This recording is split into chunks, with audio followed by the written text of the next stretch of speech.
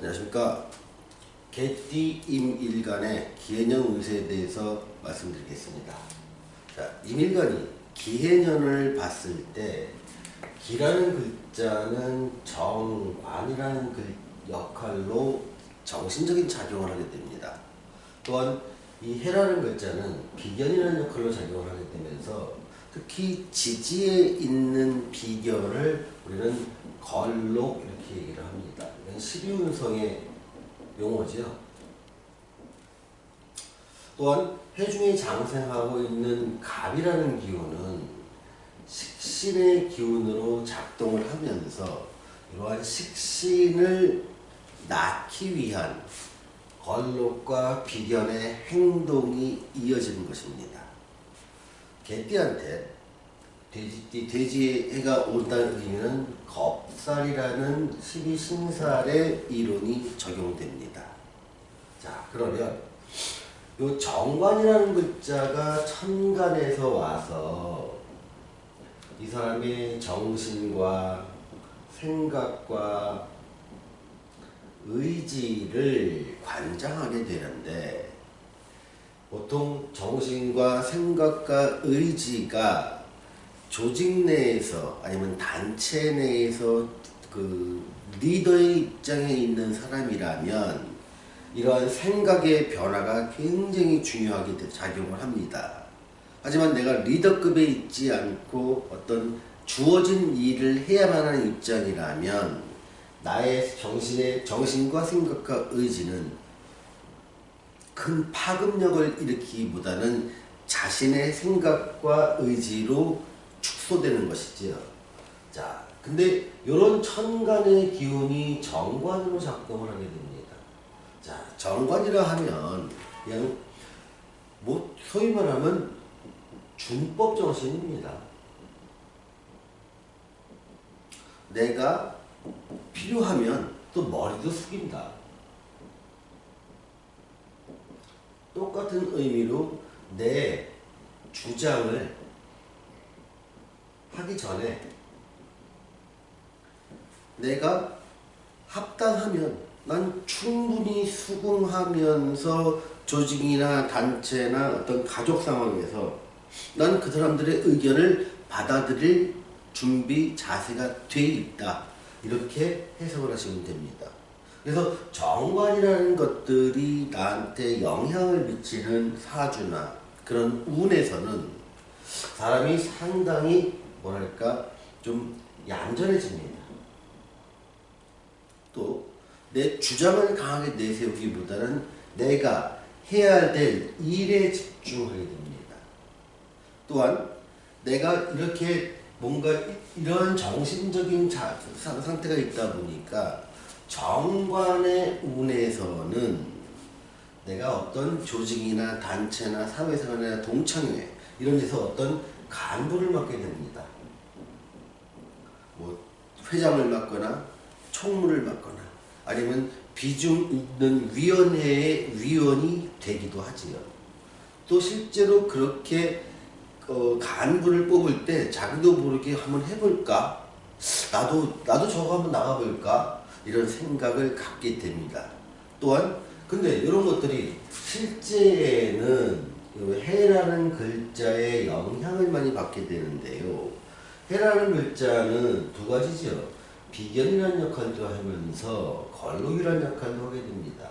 이거 사실 이걸 육신적으로 볼 때는 비견이다. 12운성적으로 보면 걸록이다. 비슷한 말이지만 약간은 다르게 해석되기 때문에 이거에 대해 설명을 좀 드리겠습니다.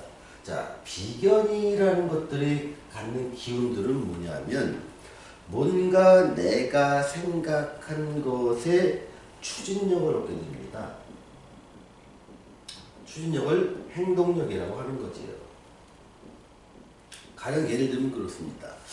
나 혼자서 어떤 특정하고 낯선 공간에 갈 때 조금 두려움이 있을 때 주변에 비견이라는 친구가 있으면 한번 용기를 내서 한번 들어가기도 하기도 하고, 나 혼자 여행을 훌쩍 떠나려고 했을 때 조금 심심할 것 같고 좀 마음에 좀 한번 한 번쯤 더 고민해보자 이런 생각을 가졌다가 친구가 같이 한 두세 명이 몰려서 야 같이 가자 하면 나는 용기를 내게 되는 거지요. 내가 선뜻 어떤 일을 하고 싶은데 그것을 나 혼자 하긴 좀 애매했던 것들을 비견이라는 친구를 만나서 나한테 용기가 생기고 좀 주저했던 했던 것들을 친구랑 같이 하니 힘이 생기더라. 이렇게 비견을 이해하시면 됩니다.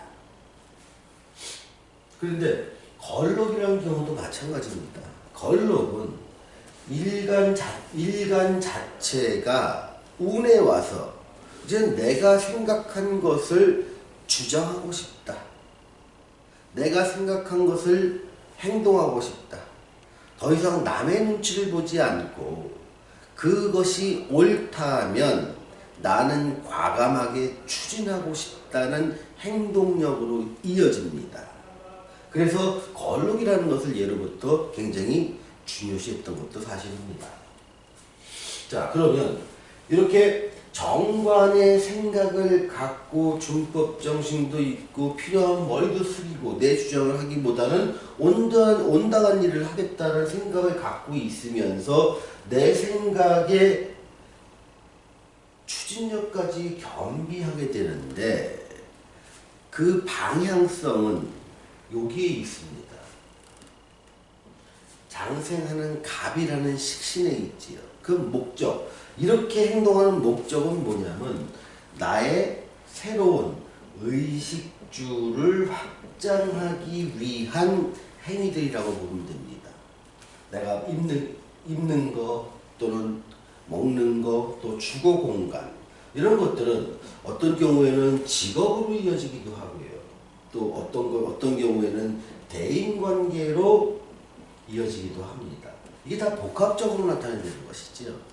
그래서 암시하는 것은 새로운 식신을 열기 위한 행위가 기해년의 개띠 임일간한테 벌어진다는 얘기입니다.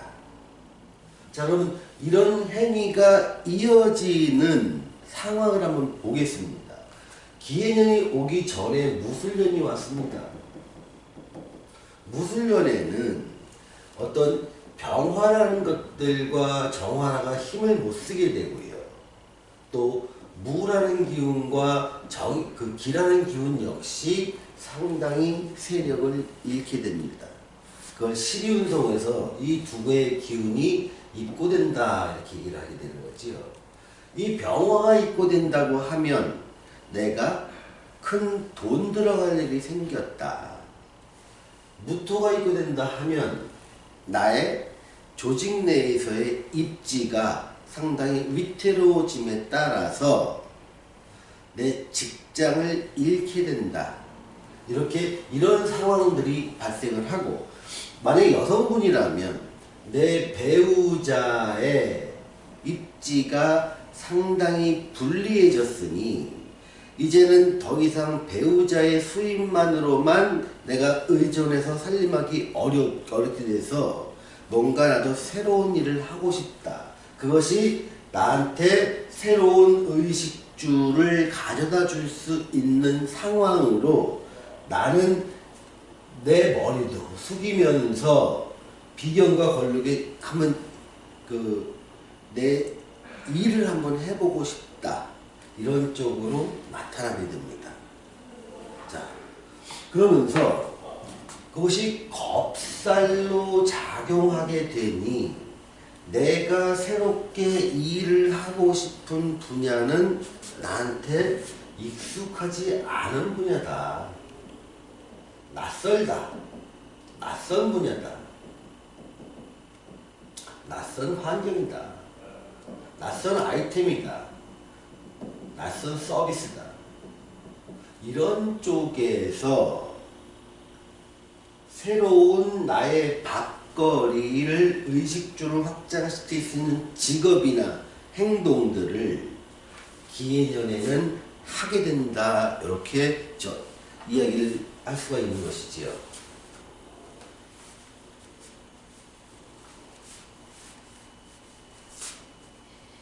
자, 그러면 이 상태에서 애정운을 한번 보겠습니다.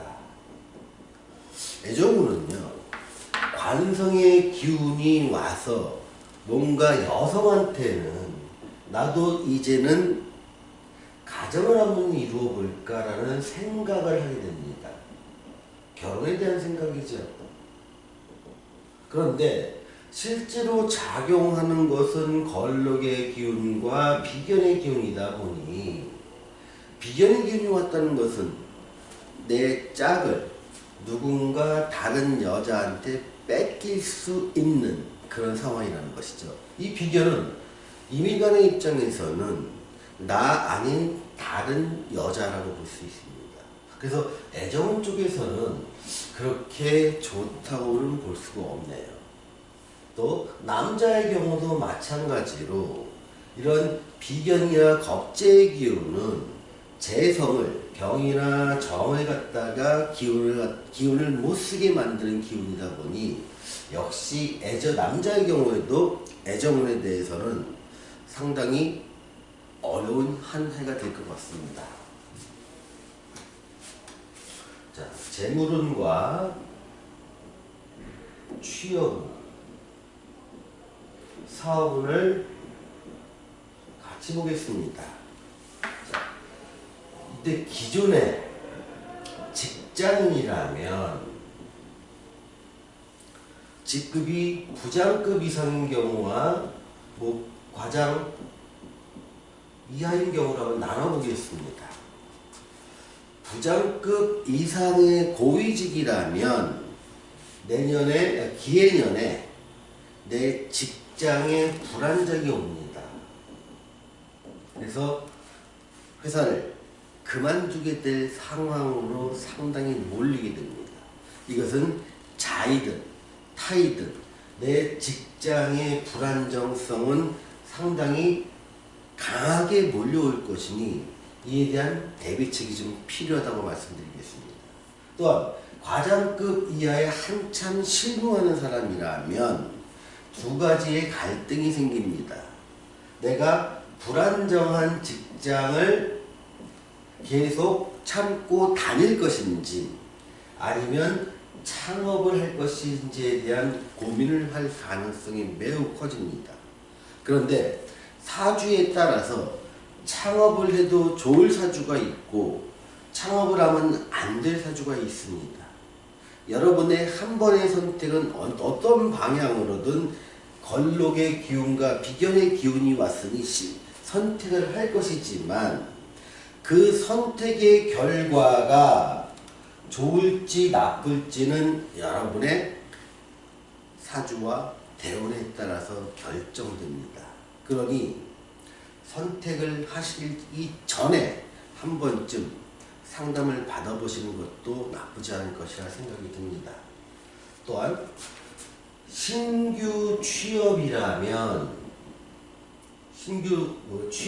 하는 사람이라면 나의 강한 행동력으로 인해서 취업운이 상당히 열리게 됩니다. 다만 겁살의 기운이다 보니 내가 익숙한 환경이나 일 이런 것보다는 조금 낯선 것, 해보지 않은 것, 내 전공과 전혀 다른 것, 이런 것에 대해서 문의를 두드리면 취업의 가능성은 좀 더 커지는 것이지요. 자, 사업운 쪽에서 본다고 하면 관운 쪽이 약해지니 기존 계약은 망실되거나 나한테 나쁜 쪽으로 바뀔 수가 있습니다. 그래서 기존 계약의 망실 쪽은 항상 염두에 두셔야 되고요. 만약에 개인 사업을 하시는 분이라면 새로운 아이템과 서비스, 해보지 않은 어떤 환경 속에서 내 새로운 고객을 찾는 부분은 매우 긍정적입니다. 다만 기해년은요, 굉장한 불황이 예상되는 해입니다. 그러니 개인을 고객으로 하는 어떤 사업을 하시는 분이라면 불황기에 적합한 아이템으로 재무장을 하셨을 때 여러분에게 사업의 기회가 열리게 된다는 점, 자, 불황기에 맞는 아이템이라 하면 가격 민감도입니다. 비슷한 제품과 서비스 영역이면 단가를 낮추는 게 큰 경쟁력으로 작용합니다. 두 번째, 그 필수 의식주에 관련된 어떤 아이템입니다. 반드시 살아가면서 반드시 써야만, 아무리 불황이라도 반드시 입고 먹고 죽어야 하는 이런 기초 의식주에 관련된 아이템을 가격을 좋게 소비자 입장에서 싸다고 느끼고, 그랬을 때 소비자는 그 얇은 지갑을 이것을 위해서 열게 됩니다. 불황기에는 반드시 이러한 두 가지의 속성을 가진 사업적으로 재무장을 하셔야 일이 잘 풀리고 어느 정도 불황을 극복해 나가면서 여러분들한테 새로운 의식주 확장을 위한 기회를 열어줄 것입니다.